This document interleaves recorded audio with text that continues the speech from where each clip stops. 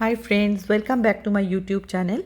Today I am going to talk about on display business rule. So this is a very useful business rule because that is the only business rule where we can store the value in the variable in a server side, that is in the business rule, and that would be definitely in the scratchpad variable, and that scratchpad variable can be accessible from the client side, that is from the client script. So let's start the video. So I'm going to take one use case. I'm going to write a business rule, on display business rule on problem table.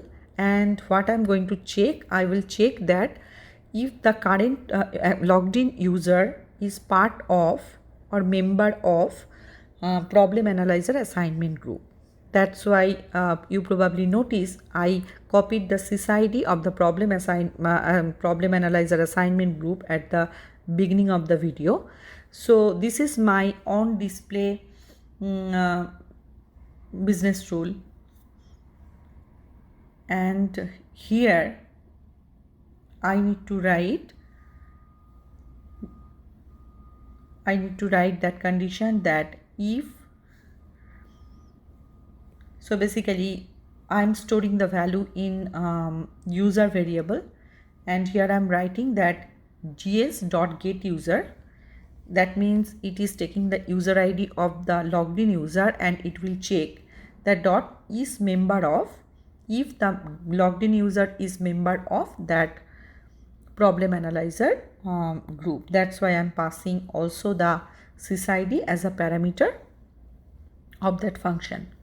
So it will always return the value in boolean. Either if this user is a member, then it will return true, otherwise it will return false. So that value I am going to store in a scratchpad variable, and after that I will write one on one client script in the client side, and I will try to fetch that scratchpad variable from the client side.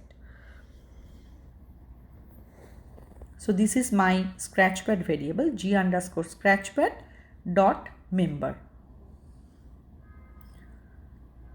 is equal to user. So initially I'm storing the value in this user variable, and then I'm storing that, assigning this user value of the user variable to the scratchpad variable. So I'm done with my server side scripting, that is display business rule. Now let's go back to the client side.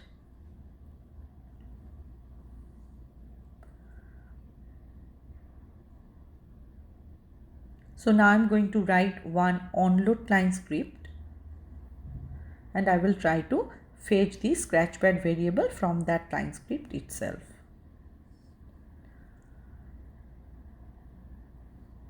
So user member check is the name of my variable, and you can see the type is also selected as onload.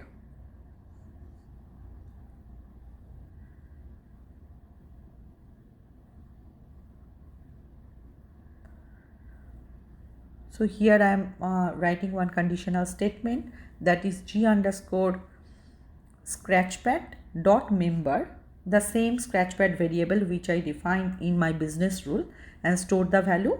So g underscore scratchpad dot member, if it returns true, then there is one user defined field on the problem table, that is data accurate. So I am making this field visible on the form. If the logged in user is not part of that problem analyzer group, then this field should not be visible for them.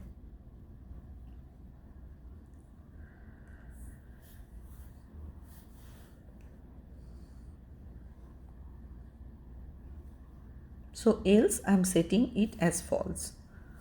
So I'm done with the onload client script as well. Let's go back to the problem record.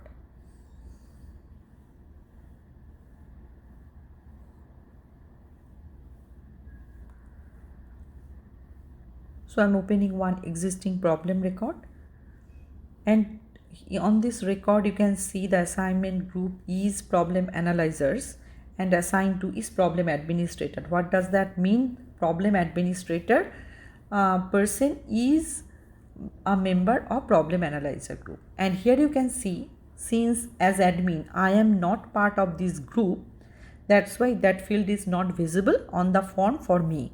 So I am going to impersonate as problem administrator now. Since this person is part of that problem analyzer group, I should see this field on the problem form. Let me open the problem record and I should see that field.